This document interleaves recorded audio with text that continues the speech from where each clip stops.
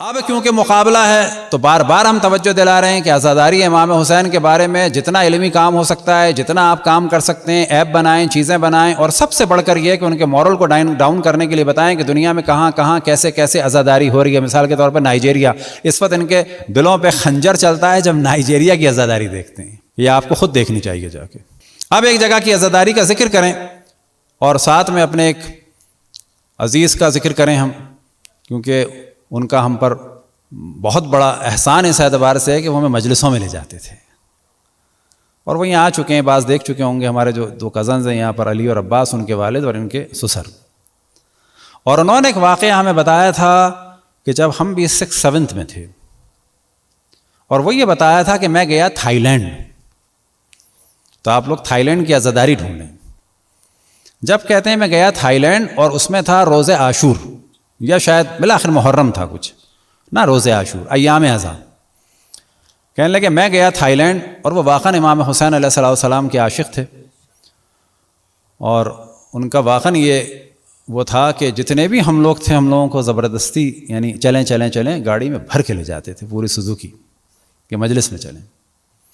اب ظاہر ہے کہ ایسا فرد کہ جو لوگوں کو مجلس میں لے جاتا ہو اور خود جو ہے وہ مجلس میں نہ جائے، تو وہ تھائی لینڈ گئے، اور یہ ساری چیزیں بعد میں ہم پر واضح ہونے لگیں کہ انہوں نے کیا کہا تھا، کیونکہ ہمارے خود تھائی لینڈ کے دوست تھے جو قم میں تھے۔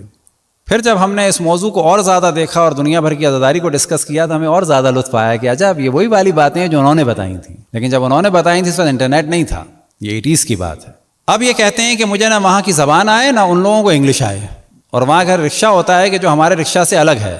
وہ ایک ہی دفعہ زور کا دھماکہ کرتا ہے اور تھوڑی تھوڑی دیر میں ہوتا ہے۔ کہنے لگے میں نے رکشے والے کو روکا اور اسے کیا کہوں، یہ خود ان کے بقول، اور واقعاً وہی نکلا، ہمیں ویسے بھی یقین تھا لیکن بعد میں اور ہو گیا۔ تو کہنے لگے میں نے کہا کہ یا حسین، تو اس نے کہا چا حسین، تو انہوں نے کہا ہاں لے چلو جائیں چا حسین ہے۔ تو وہ لے گیا امام بارگاہ میں، اور وہاں انہوں نے امام حسین علیہ السلام پر گریہ کیا، اور وہ امام بارگاہ کون سی ہے وہ آپ کو مل جائے گی اگر آپ سرچ کریں۔ آپ کو تعجب ہوگا، ایران سے تقریباً آج سے صحیح ڈیٹ ہم بھول گئے، 800 700 یا 500 سال پہلے ایک شیخ عباس قمی تھے، مفاتیح الجنان والے نہیں، دوسرے، یہ گئے تھے تھائی لینڈ، ان کی وہاں پر قبر ہے، وہاں پر امام بارگاہ ہے۔ اور تھائی لینڈ میں 2 طرح کے شیعہ ہیں، ایک وہ ہیں کہ جو بعد میں ہوئے ہیں خصوصاً انقلاب کے بعد، اور ان کو تبلیغ کی ہے خصوصاً سید ذکی سوید نے، کہ جو ایک عراقی عالم تھے اور امریکہ میں تھے، اور ایک وہ پرانے شیعہ ہیں کہ جن کو تبلیغ کی تھی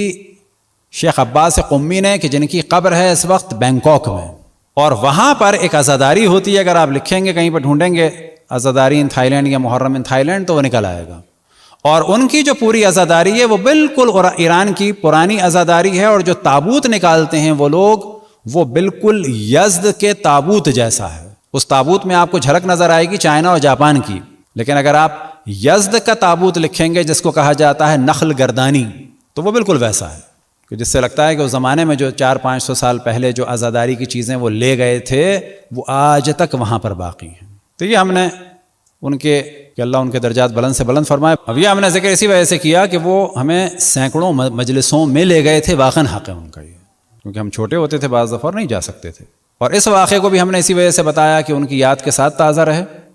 اور اس وجہ سے بتایا کہ آپ ان ساری چیزوں کو سرچ کریں۔ یہ تیسری دفعہ ہم کہہ رہے ہیں نوجوانوں کی ذمہ داری ہے، اتنا اس کو پھیلائیں کہ دشمن کا مورل ڈاؤن ہو جائے۔